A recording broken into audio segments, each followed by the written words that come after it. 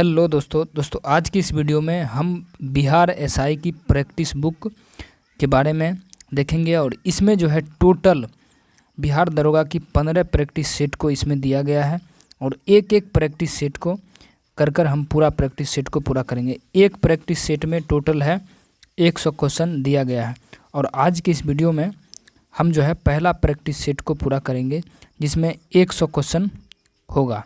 ठीक है, तो चलिए हम पहला प्रैक्टिस सेट की तरफ हम चलते हैं।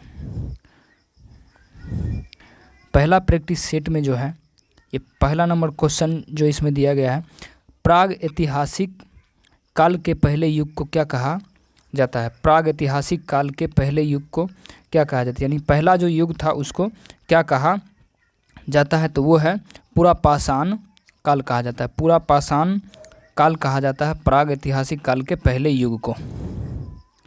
दूसरा यदि हम देखते हैं, जैनियों के द्वारा अपने पवित्र ग्रंथों के लिए सामूहिक रूप से किस शब्द का प्रयोग किया जाता है। यानी जैनियों के द्वारा अपने पवित्र ग्रंथों के लिए सामूहिक रूप से किस शब्द का प्रयोग किया जाता है। तो अंग शब्द का प्रयोग किया जाता है। किस शब्द का? अंग शब्द का प्रयोग किया जाता है। यानी जैनियों के लिए किस शब्द का प्रयोग किया जाता है, तो अंग शब्द का।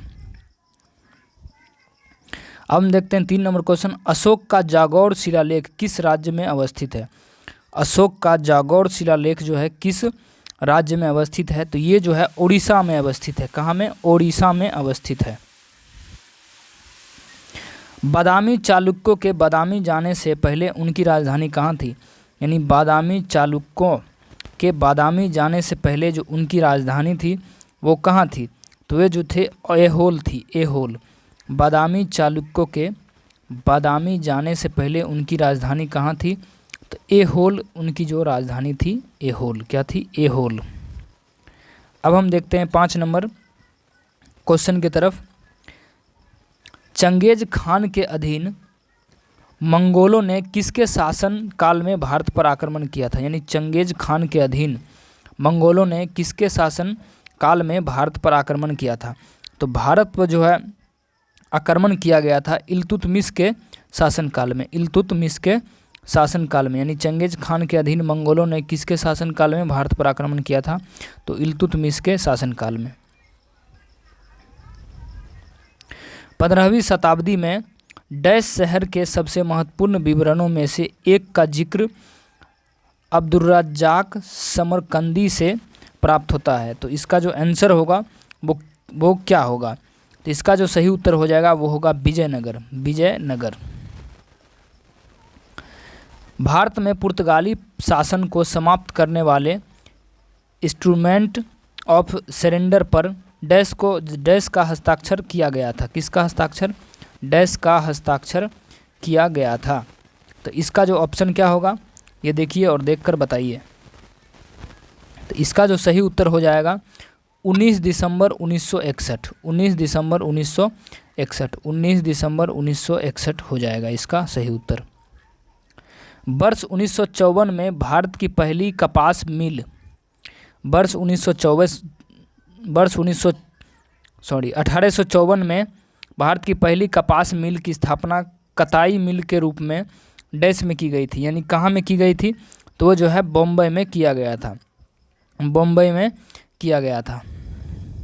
बहावी आंदोलन का मुख्य उद्देश्य क्या था। बहावी आंदोलन का जो मुख्य उद्देश्य था वो क्या था, इस्लाम को परिशुद्ध करना। बहावी आंदोलन का मुख्य उद्देश्य क्या था, इस्लाम को परिशुद्ध करना। कोई सत्याग्रही अहिंसा द्वारा विजय प्राप्त कर सकता है। कोई सत्याग्रही जो है अहिंसा द्वारा विजय प्राप्त कर सकता है। इसका जो है सही उत्तर क्या होगा, तो अत्याचारियों की अंतरात्मा को प्रभावित करते हुए। अत्याचारियों को अंतरात्मा को प्रभावित करते हुए। भारत के पश्चिमी बिंदु का नाम क्या है। भारत की जो पश्चिमी बिंदु है उसका नाम क्या है। भारत की जो पश्चिमी बिंदु है उसका क्या नाम है, तो गौर मोता।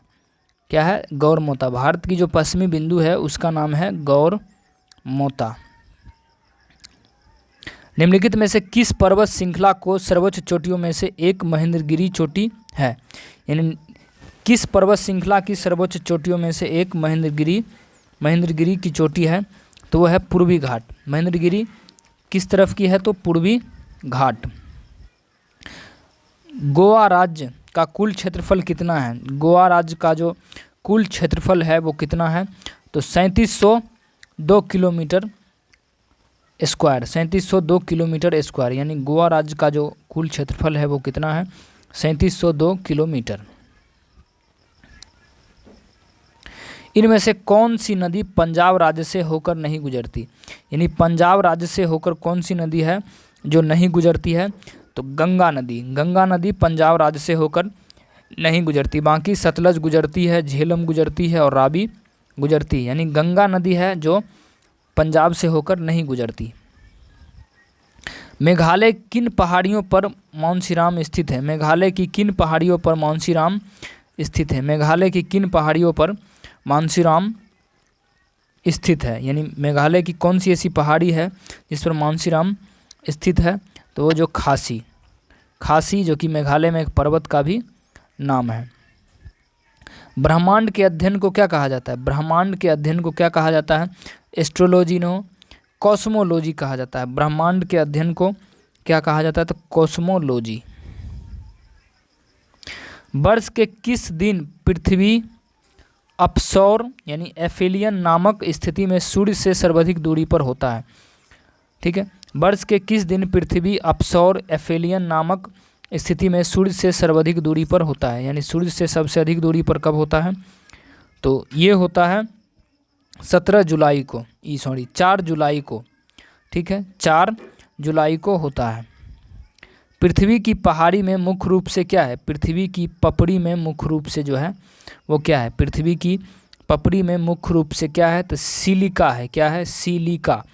पृथ्वी की पपड़ी में मुख्य रूप से क्या है? सिलिका।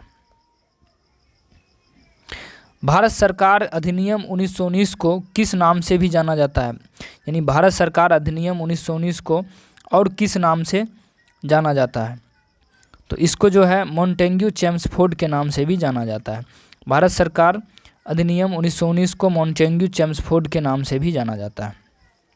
निम्नलिखित में से कौन से विषय संघ सूची के भाग हैं? यानी संघ सूची का भाग कौन सा विषय है? संघ सूची के भाग में कौन सा विषय है? बैंकिंग, कृषि। ठीक है, तो इसमें जो सही उत्तर हो जाएगा वो होगा बैंकिंग। यानी बैंकिंग जो है संघ सूची का एक विषय है। किस अनुच्छेद के तहत भारत के प्रत्येक नागरिक को स्वास्थ्य का अधिकार दिया गया है? यानी किस अनुच्छेद में भारत के प्रत्येक व्यक्ति को स्वास्थ्य का अधिकार दिया गया है? तो इसका जो सही उत्तर हो जाएगा आर्टिकल 21 यानी अनुच्छेद 21। अनुच्छेद 21 में प्रत्येक व्यक्ति को स्वास्थ्य का अधिकार है। भारतीय संविधान का कौन सा अनुच्छेद ये कहता है? भारतीय संविधान का कौन सा अनुच्छेद ये कहता है कि भारत के प्रत्येक नागरिक का कर्तव्य है कि वह वैज्ञानिक स्वभाव, मानवतावाद और जांच और सुधार की भावना को विकसित करे? जांच और सुधार की भावना को विकसित करे। किस अनुच्छेद में ये है? तो ये जो है अनुच्छेद 51 का ए में, 51 का ए में कहा गया है। अनुच्छेद 51 का सी में।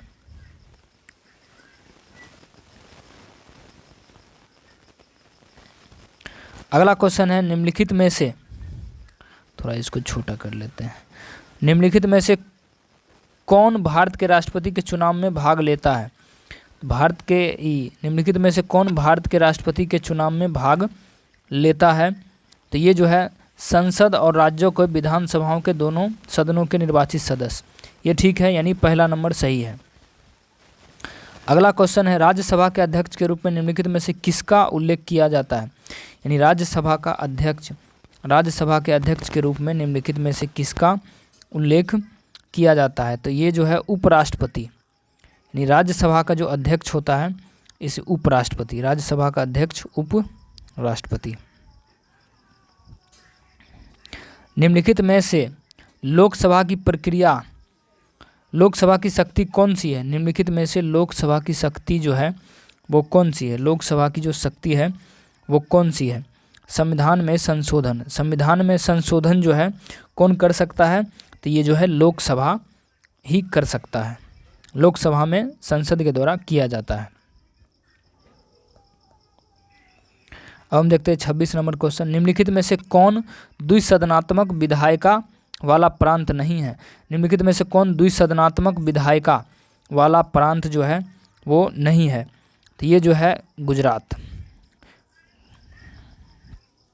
निम्न में से कौन सा राज्य 1987 में भारतीय संघ के 23वें, 24वें और 25वें राज्य के रूप में अस्तित्व में आया? 23वें, 24वें और 25वें राज्य के रूप में आया, तो वो आया था मिजोरम, अरुणाचल प्रदेश और गोवा। मिजोरम, अरुणाचल प्रदेश, गोवा। मिजोरम, अरुणाचल प्रदेश और गोवा। मिजोरम, अरुणाचल प्रदेश और गोवा। किस प्रकार के शासन में शासकों का चुनाव लोग करते हैं? यानी किस प्रकार की शासन में शासकों का चुनाव जो होता है वो लोग करते हैं? लोकतंत्र में। यानी लोकतंत्र में जनता के द्वारा शासक होता है। ठीक है।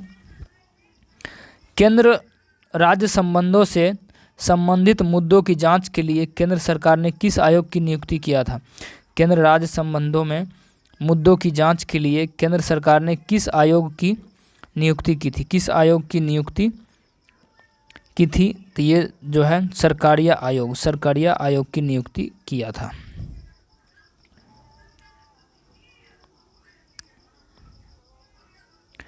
छह से 14 साल के बच्चों को शिक्षा का मौलिक अधिकार प्रदान करने वाले मुफ्त अनिवार्य शिक्षा का अधिकार आरटीआई अधिनियम को किस वर्ष स्वीकृति मिला था? किस वर्ष जो है इसको स्वीकृति मिला था? यानी 6 से लेकर 14 वर्ष के बच्चों को किस वर्ष स्वीकृति मिला था? तो 2009 को।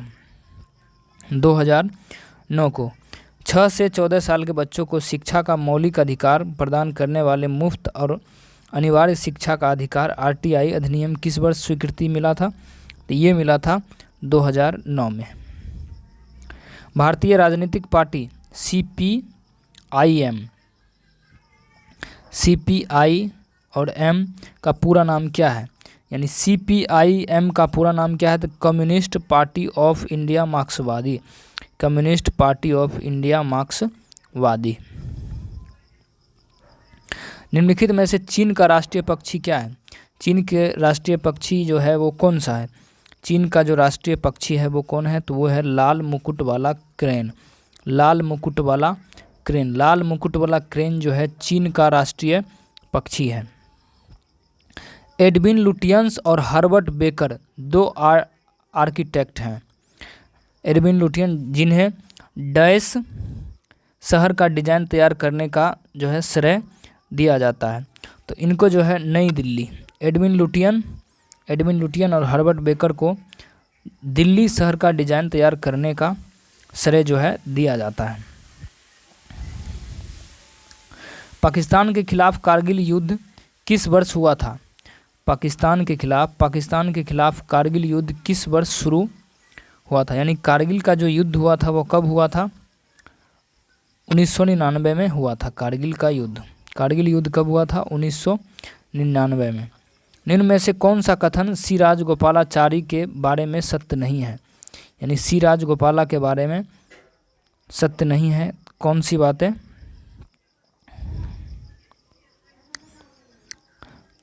वह पद्मश्री पुरस्कार पाने वाले व्यक्ति थे, ये गलत है, यानी ये सही होगा। ठीक है, वह पद्मश्री पुरस्कार पाने वाले व्यक्ति थे, ये इसका सही उत्तर होगा। अपनी स्वतंत्रता के पहले बांग्लादेश देश का एक हिस्सा था। यानी स्वतंत्रता से पहले बांग्लादेश किसका एक हिस्सा था? तो ये जो था पाकिस्तान का हिस्सा था। खुला बाजार कार्यवाही से क्या तात्पर्य होता है? यानी खुला बाजार का जो मतलब होता है वो क्या होता है? तो ये जो होता है भारतीय रिजर्व बैंक द्वारा सरकारी प्रतिभूतियों को खरीद और बिक्री। भारतीय रिजर्व बैंकों द्वारा सरकारी प्रतिभूतियों की खरीद और बिक्री। जनगणना 2011 के अनुसार केरल के बाद किस राज्य की साक्षरता दर अधिकतम रही? यानी केरल के बाद सबसे ज़्यादा साक्षरता दर किसकी रही? तो मिज़ोरम की।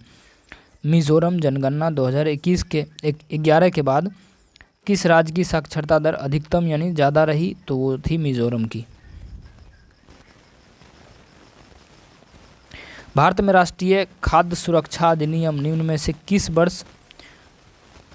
भारत में राष्ट्रीय खाद्य सुरक्षा अधिनियम निम्न में से किस वर्ष अधिनियमित किया गया था? किस वर्ष अधिनियमित किया गया था? तो ये 2013 में अधिनियमित किया गया था। भारत में प्रथम पंचवर्षीय योजना का प्रारंभ किस वर्ष हुआ था? प्रथम जो पंचवर्षीय योजना को काल कौन था? तो 1951 में प्रथम पंचवर्षीय योजना हुआ था। बीमारू में एम किस राज्य को दर्शाता है? बीमारू में एम किस राज्य को दर्शाता है? बीमारू राज्य में जो है एम जो है किस राज्य को दर्शाता है? तो मध्य प्रदेश को। यानी बीमारू राज्यों में एम किस राज्य को दर्शाता है? तो मध्य प्रदेश को, मध्य प्रदेश। भारतीय रिजर्व बैंक की स्थापना 1 अप्रैल 1935 को निम्न प्रावधानों के अनुसार की गई थी। यानी किन प्रावधानों के अनुसार भारतीय रिजर्व बैंक की स्थापना 1 अप्रैल 1935 को जो है किया गया था? 1 अप्रैल 1935 को किया गया था। तो भारतीय रिजर्व बैंक अधिनियम 1934, यानी भारतीय रिजर्व बैंक अधिनियम 1934 के द्वारा रिजर्व बैंक की स्थापना किया गया था। आयात पर कर निम्नलिखित में से किसका उदाहरण है? आयात पर कर निम्नलिखित में से किसका उदाहरण है? तो व्यापार अवरोध का, व्यापार अवरोध का। ध्वनि की तीव्रता मापने की इकाई क्या है? ध्वनि की तीव्रता जो है मापने की इकाई है डेसीबल। डेसीबल होता है, डेसीबल। ध्वनि की तीव्रता मापने की इकाई क्या है? डेसीबल। 1 पाउंड कितना औंस के बराबर होता है? तो 1 पाउंड जो है 16 औंस के बराबर होता है। 1 पाउंड कितना अंश के बराबर होता है? 1 पाउंड 16 अंश के बराबर होता है। निम्नलिखित भौतिक मात्राओं में से कौन सी एक अदिश राशि है? निम्नलिखित भौतिक मात्राओं में से कौन सी अदिश राशि है? निम्नलिखित भौतिक मात्राओं में से कौन जो है अदिश राशि है? तो अदिश राशि यंग का मापांक, यानी यंग का मापांक जो है वह एक कौन सी राशि है? तो अदिश राशि है। लोलक द्वारा एक दोलन पूरा करने में लिए गए समय को क्या कहते हैं? लोलक द्वारा लिए गए समय में को क्या कहते हैं? तो आवर्तकाल यानी टाइम पीरियड कहा जाता है। क्या कहा जाता है? टाइम पीरियड कहा जाता है। एक ताजे अंडे को नमक के पानी में डालने पर क्या होता है? एक ताज़ा अंडा है जिसको नमक के पानी में डालने से क्या होता है? ये जो है तैरता है। क्या होता है? तैरता है। आकाश का रंग नीला दिखाई देता है क्योंकि वायुमंडल में नीले रंग का प्रकाश दूसरे रंग की तुलना में अधिक डैश होती है, अधिक फैलती है या क्या होती है? ठीक है, तो अधिक जो है प्रकीर्णित होती है, अधिक प्रकीर्णित होती है। आकाश का रंग नीला दिखाई देता है क्योंकि वायुमंडल में नीले रंग का प्रकाश दूसरे रंग की तुलना में प्रकीर्णित होती है। निम्न में से कौन सा तत्व एक उपधातु है? यानी उपधातु कौन है? इसमें से उपधातु कौन है? टीन, ये सिलिकॉन एक उपधातु है। सिलिकॉन क्या है? सिलिकॉन एक उपधातु है। नीले लिटमस पेपर अम्लीय घोल के संपर्क में क्या हो जाता है? तो नीला लिटमस पत्र क्या हो जाता है? तो लाल हो जाता है। नीला लिटमस पत्र कैसा हो जाता है? लाल हो जाता है। नीला लिटमस पत्र लाल हो जाता है। सबसे दुर्लभ तत्व कौन सा है? सबसे दुर्लभ तत्व कौन है? तो एस्टेटिन है। एस्टेटिन सबसे दुर्लभ तत्व कौन सा है? तो एस्टेटिन। एस्टेटिन सबसे दुर्लभ तत्व एस्टेटिन। हाइड्रोजन पेरोक्साइड का साधारण नाम क्या है? हाइड्रोजन पेरोक्साइड का साधारण नाम क्या है? तो हाइड्रोजन पेरोक्साइड का साधारण नाम ब्लीच तरल होगा। ब्लीच तरल, ब्लीच तरल। अगला है कौन सा रासायनिक सिद्धांत यह प्रतिपादित करता है कि CO2 कार्बन डाइऑक्साइड की घुलनशील बढ़ाने के लिए शीतल पेय और सोडा बोतलों को उच्च दाब पर सील किया जाता है? तो इसका जो सही उत्तर हो जाएगा वो हो जाएगा हेनरी का सिद्धांत। हेनरी का सिद्धांत।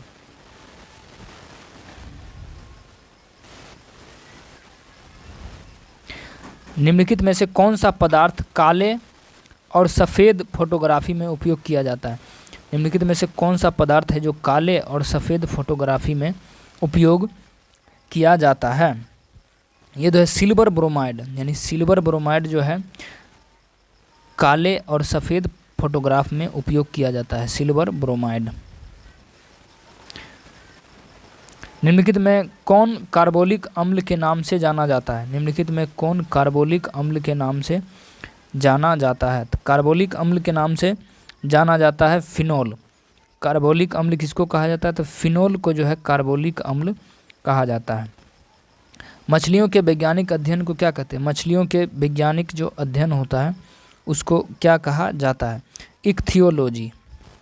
मछलियों के वैज्ञानिक अध्ययन को इक्थियोलॉजी कहा जाता है। इक्थियोलॉजी, मछलियों के वैज्ञानिक अध्ययन को इक्थियोलॉजी कहा जाता है। इक्थियोलॉजी। डैश प्राणी संघ के प्राणियों को सामान्यतः स्पंज कहते हैं और वह लवणीय एवं असमतीय होते हैं। तो ये जो है पेरिफोरा को, यानी पेरिफोरा प्राणी संघ के प्राणियों को सामान्यतः स्पंज कहते हैं और वह लवणीय एवं असीमित होते हैं। पेरिफेरा। कीटों में स्थित श्वास अंग का नाम क्या है? कीटों में जो स्थित श्वास अंग होता है उसको क्या कहते हैं? तो उसको कहते हैं श्वास नली। श्वास नली। निम्नलिखित में से किस परजीवी के कारण गिनी कृमि रोग होता है? गिनी कृमि जो रोग होता है वो किस परजीवी के कारण होता है? किस परजीवी के कारण गिनी कृमि होता है? तो वो होता है ड्रेकनुलस मेडिनेंसिस के द्वारा। ड्रेकनुलस मेडिनेंसिस के द्वारा। बल्लम काली बोट रेस किस राज्य में आयोजित किया जाता है? किस राज्य में आयोजित किया जाता है? तो ऑप्शन यहाँ है। तो बल्लम काली जो है वो किया जाता है केरल में। कहाँ में? केरल में जो है किया जाता है। झिझिया नृत्य उत्पत्ति भारत के किस राज्य में हुई थी? झिझिया नृत्य की उत्पत्ति भारत के किस राज्य में हुआ था? तो बिहार में हुआ था। झिझिया नृत्य कहाँ में? झिझिया नृत्य कहाँ में किया जाता है? तो बिहार में हुआ था उत्पत्ति इसका। भारतीय संगीत वाद्य यंत्र संवादनी किस प्रकार का वाद्य नृत्य है? किस प्रकार का वाद्य नृत्य है? तो वो है वायुवाद। भारतीय संगीत वाद्य यंत्र संवादनी किस प्रकार का नृत्य है? तो वायुवाद। भारतीय नृत्य रूपों का उदाहरण निम्न में से किसमें मिलता है? भारतीय नृत्य रूपों का उदाहरण निम्नलिखित में से किसमें मिलता है? तो ये जो है मिलता है नाट्य शास्त्र में। नाट्य शास्त्र में। भारत में गुड गवर्नेंस डे किसके जन्मदिन पर मनाया जाता है? भारत में जो है गुड गवर्नेंस डे किसके दिन पर मनाया जाता है? तो अटल बिहारी वाजपेयी के जन्मदिन पर मनाया जाता है। अटल बिहारी वाजपेयी के जन्मदिन पर मनाया जाता है। अटल बिहारी वाजपेयी के जन्मदिन पर मनाया जाता है। 1903 में भौतिक का नोबेल पुरस्कार जीतने वाले पहली महिला कौन थी? 1903 में भौतिक का नोबेल पुरस्कार जीतने वाली जो महिला थी वो पहली महिला कौन थी? वो थी मैरी क्यूरी। मैडम क्यूरी या मैडम क्यूरी। ठीक है।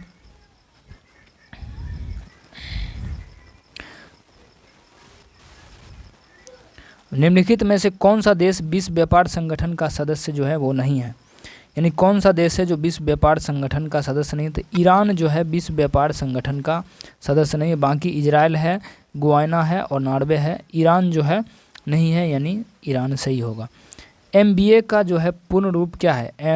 ABM का पूर्ण रूप जो है वो क्या होगा? ये हो जाएगा anti ballistic missile. ABM anti ballistic missile. Anti ballistic missile. ABM का पूर्ण रूप क्या होगा? Anti ballistic missile. D number सही। शुष्क वन अनुसंधान संस्थान कहाँ में है? शुष्क बर्फ कहाँ में है? तो ये हो गया जोधपुर में। जोधपुर। शुष्क वन अनुसंधान संस्थान डैश में स्थित है? तो जोधपुर में है। कहाँ में है? जोधपुर में। डैश को गोल्डन सिटी के नाम से भी जाना जाता है। गोल्डन सिटी के नाम से किसको जाना जाता है? तो जैसलमेर को गोल्डन सिटी के नाम से जाना जाता है। महात्मा गांधी का निधन कब हुआ था? महात्मा गांधी का निधन यानी महात्मा गांधी की जो मृत्यु हुई थी वो कब हुई थी? तो 30 जनवरी 1948 को। 30 जनवरी 1948। बचपन बचाओ आंदोलन के संस्थापक कौन है? बचपन बचाओ आंदोलन के संस्थापक कौन है? तो कैलाश सत्यार्थी। कैलाश सत्यार्थी जो है बचपन बचाओ आंदोलन के संस्थापक है। कैलाश सत्यार्थी बचपन बचाओ आंदोलन के संस्थापक। गीत सेठी किस खेल के साथ जुड़ी हुई है? गीत सेठी किस खेल के साथ जुड़ा हुआ है? वो जो है बिलियर्ड्स से। गीत सेठी बिलियर्ड्स खेल से जुड़ा हुआ है। बिलियर्ड्स खेल से जुड़ा हुआ है कौन? तो गीत सेठी। गीत सेठी बिलियर्ड्स खेल से जुड़ा हुआ है। निम्न में से किसे पादप जगत के उभयचर के नाम से जाना जाता है? पादप जगत के उभयचर के नाम से किसको जाना जाता है? तो ये जो है ब्रायोफाइटा को, पादप जगत के, तो ये हो गया ब्रायोफाइटा। कंट्रोल यूनिट को कंप्यूटर का डैश कहा जाता है। कंट्रोल यूनिट को कंप्यूटर का स्नायु केंद्र अथवा मस्तिष्क कहा जाता है। स्नायु केंद्र अथवा मस्तिष्क कहा जाता है। स्नायु केंद्र अथवा मस्तिष्क जो है कहा जाता है। कंट्रोल यूनिट को कंप्यूटर का स्नायु केंद्र अथवा मस्तिष्क जो है कहा जाता है। कंप्यूटर शब्दावली में निबल को क्या कहा जाता है? कंप्यूटर शब्दावली में निबल को आधा बाइट कहा जाता है। कंप्यूटर के शब्दावली में निबल को आधा बाइट कहा जाता है। क्या कहा जाता है? आधा बाइट कहा जाता है। निम्नलिखित में से कौन सा एक बाइनरी संख्या है? निम्नलिखित में से कौन सा एक बाइनरी संख्या है? तो बाइनरी संख्या हो गया 100101, 100101, यह एक बाइनरी संख्या है। बाकी ये नहीं है, ये भी नहीं है और ये भी नहीं है, यानी बाइनरी संख्या कौन है? 1001। सर्वर के कंप्यूटर हैं जो संसाधन का उपलब्ध कराते हैं, जो कि डैश से जुड़े हुए हैं। यानी किन से जुड़े हुए हैं? तो वे जो है नेटवर्क से जुड़े हुए हैं, नेटवर्क से।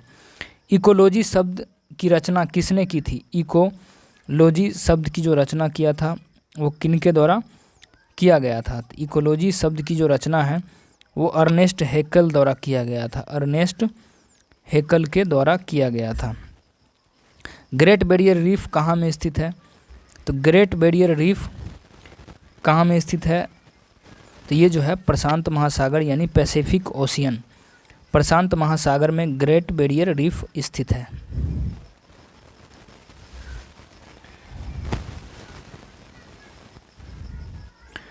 भारत की G20 की अध्यक्षता, भारत की G20 की अध्यक्षता के तहत सस्टेनेबल फाइनेंशियल वर्किंग ग्रुप की पहली बैठक 2 फरवरी 2023 को हुआ था। वो जो है कहाँ में हुआ था? तो कहाँ में हुआ था? तो ये जो हुआ था गुवाहाटी में हुआ था। गुवाहाटी में, कहाँ में? गुवाहाटी में हुआ था। विश्व आर्द्रभूमि दिवस 2023 की थीम क्या है? विश्व आर्द्रभूमि दिवस जो है 2023 की जो थीम ये थी वो क्या थी? तो वो जो है for its time for Valentine's restoration. ठीक है, ए नंबर जो इसका सही ऑप्शन हो जाएगा, A number. UPI lite feature launch करने वाला पहला भुगतान बैंक कौन बन गया है? यूपीआई लाइट लॉन्च करने वाला पहला भुगतान बैंक जो है वो कौन बन गया है? तो ये जो हो जाएगा पेमेंट बैंक बन गया है। Payment bank, payment bank. 7 फरवरी 2023 को ड्रोन के लिए भारत का पहला ट्रैफिक मैनेजमेंट सिस्टम किसने लॉन्च किया था? किसने लॉन्च किया था? तो ये स्काईयर ने लॉन्च किया था, स्काईयर। फरवरी 2023 में किस राज्य सरकार ने वन फैमिली वन आईडी के निर्माण के लिए पोर्टल जो है लॉन्च किया था? पोर्टल जो लॉन्च किया था किसने? तो ये जो लॉन्च किया था उत्तर प्रदेश सरकार ने, उत्तर प्रदेश सरकार ने।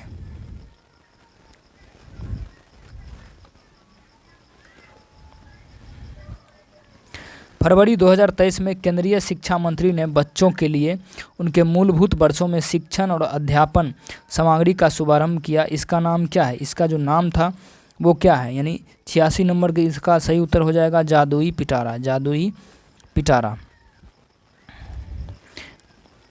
फरवरी 2023 में घोषित मिष्टी योजना किससे संबंधित है? फरवरी 2023 में घोषित मिष्टी योजना का जो संबंध है, मिष्टी योजना का संबंध किससे है? तो मैंग्रोव से है, मैंग्रोव।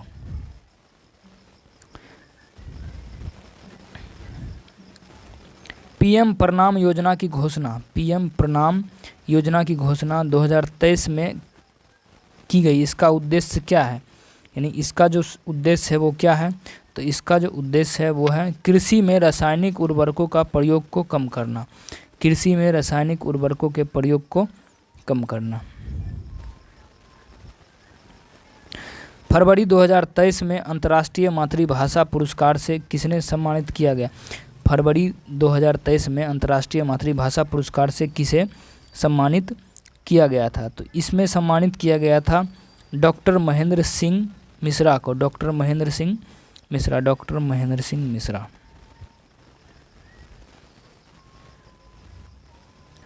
पत्रकारिता में उत्कृष्टता के लिए प्रतिष्ठित राजा राम मोहन राय राष्ट्रीय पुरस्कार किसे दिया गया है?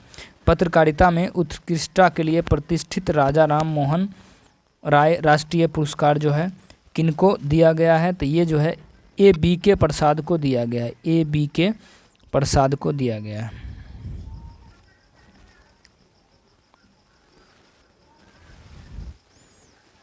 अगला क्वेश्चन देखते हैं हम, काफ़ी बड़ा क्वेश्चन।